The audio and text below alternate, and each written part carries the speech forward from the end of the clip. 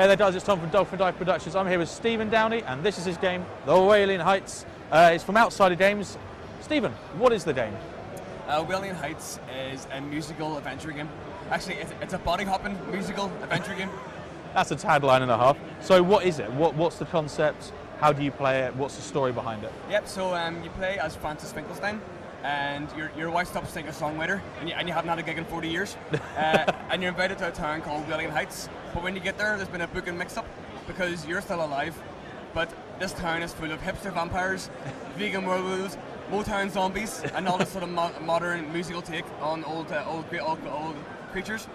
So you're stuck in a sort of like a immigration cell because you can't leave and you can't get in. But someone who's escaping teaches you to use your power of songwriting to possess people's bodies. Oh wow! So if you find their real name and add in the love and add in the hate, you can then complete a jingle which lets you hop into their body. Oh, that's fantastic. And how do you sort of combine these clues together? How do you find out what they like and what they don't like? It's through a mixture of, you can each creature has a different power. So if you're a ghost, you can eavesdrop, you can turn invisible, go and eavesdrop, you can talk to people through dialogue choices, and if you actually listen to the music, you'll get clues and items inside the music itself.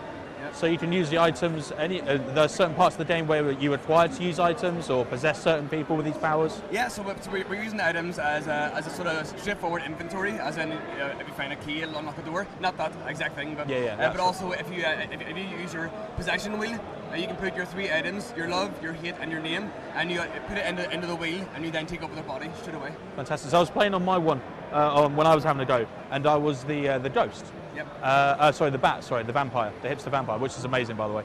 And I turned into a bat, and you were like, "Oh, you could go through the door and go up the stairs, or you could just fly up to the window." That's it. Yep. So each power has its own influences on the game world, which I think is fantastic. I want to talk about the game world.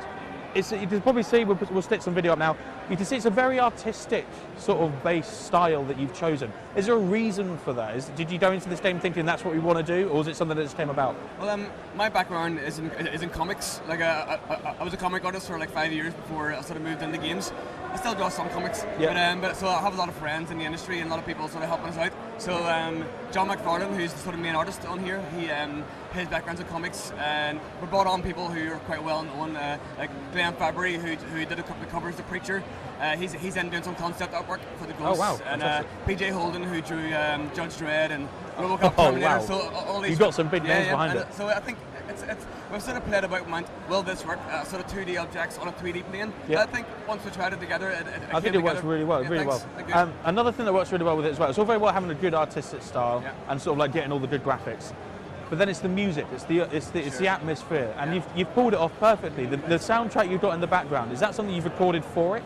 Yeah, well, so my brother is a music guy, a music tech guy, and he was building his own songs at the same time. So this song he sort of made at the same time, and you've heard Lola, and you've heard a few of it that he recorded recorded and made just for this. Yeah, so we'll have a whole soundtrack that's being recorded.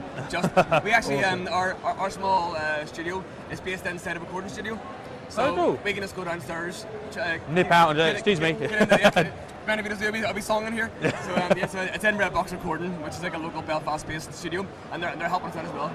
Awesome. There's also another thing with indie games. No matter how good an indie game is, you've got to have, the atmosphere to back it up, the graphics to back it up, and also the voice acting is crucial as well. Lots of indie games I've played have fallen down where the voice acting isn't quite up to standard. But this one, I don't know who you've got to do it, but it's astonishingly good. It captures the moment perfectly, and in the different situations that he's in. Who is it that did that? I mean, you've got to give him a shout out, surely. So it is David Fleming did all the male voices, and his friend Rachel came in and did all the female voices. So even though you might see a woman who's a ghost who's like 60 years old and a sort of 20-year-old, it's all the same actress and the same actor the whole time.